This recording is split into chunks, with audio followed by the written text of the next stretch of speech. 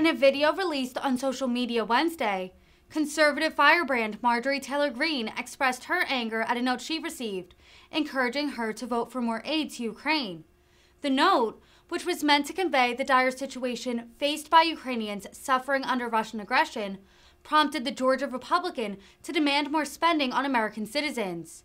Continued aid to Ukraine has become a thorn in the side of hard-right politicians, who have demanded that U.S. tax dollars be spent on citizens rather than foreign conflicts. Most Democrats and Republicans disagree, viewing support for Ukraine as both morally and geopolitically necessary and key to quelling continued Russian aggression. Critics of politicians like Greene argue that should Russia succeed in its invasion, there is no telling where it will go next and how destabilized the world could end up. In her video, Greene also reiterates her desire to impeach President Biden, a stance she's held for months. Hey everyone, this is Congresswoman Greene, and I just want to talk to you about something that it really bothers me. Right now we have a wide open border. We have a serious border crisis where we've had over 2.2 million illegal aliens invade our southern border. President Joe Biden doesn't care anything about our border, but there is a border that he cares a lot about, and it's not this country's border, it's Ukraine's border. Now, while we are all concerned and we care very much about what's happening to the people of Ukraine and pray for them daily, I have voted no to every single penny going to a proxy war with Russia, Biden's war with Russia, because I believe that our American tax dollars need to be used only for our country while we have so many problems, security crises, and while this administration is failing. But here, I want you to know something. Congress is being lobbied this week, not by the American people, but by people in support of Ukraine and from Ukraine. As a matter of fact, I got a visit by someone that is actually from San Francisco, has been on many news interviews, MSNBC and places like that, named Andriy Liskovich, and he left me a note. And his note is saying that he is a Trump supporter. He claims to be a Trump supporter of Ukrainian descent. He says he appreciates my concerns about Biden admin's support for Ukraine, but yet despite these reservations, he urges my consideration of the U.S.'s ongoing support for Ukraine in the form of increased military aid.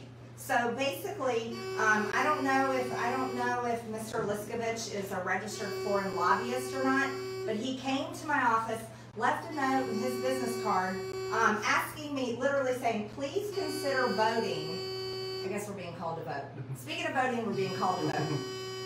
This is the noise in it. Show them the clock. Here, turn. See the clock? That's what buzzes when Congress has a vote. Okay, come on back. So I have a few more minutes before I have to head over to the Capitol. So Mr. Liskovich says, please consider voting for the $11.7 billion package of aid requested by the Biden administration, despite my differences with the president. Here's the issue. It doesn't matter who the president of the United States is. I have a major issue with billions and billions, and we're talking about tens and tens and billions of American hard-earned U.S. tax dollars being spent for another country's border for a proxy war with Russia, nuclear Russia, when this administration could care less about our own southern border. And here, let me make it very clear. This is, oh, he also brought something else, and I have it on a paper plate because I have no idea if this thing's contaminated. This is a spent Russian shell that he left here with my staff and claimed that it was found near the nuclear facility in Ukraine. That was part of the see how bad this is. You're a nuclear facility, send us $11.7 billion. Well, let me tell you about the fentanyl crisis in America. Let me show you where my voters come from. This right here is a map of Georgia's 14th district. This right here is where I'm from. These are the people that elected me to represent them here in the House of Representatives as their member of Congress.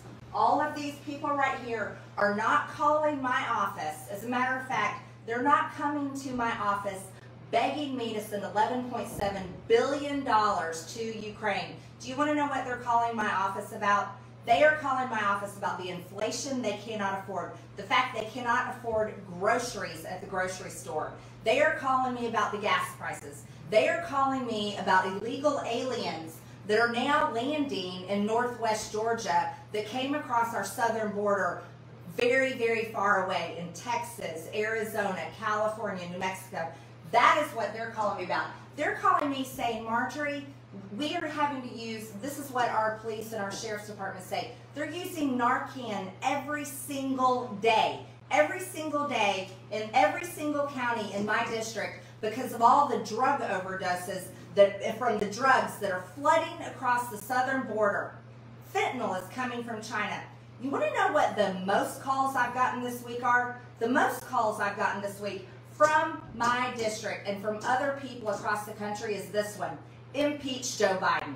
They're calling and telling me, impeach Joe Biden, and they're thrilled with the fact that I was on Tucker Carlson's show last week saying I'm introducing articles of impeachment on Joe Biden again because he's selling our strategic petroleum reserves to foreign countries all over the world, and the biggest one is China.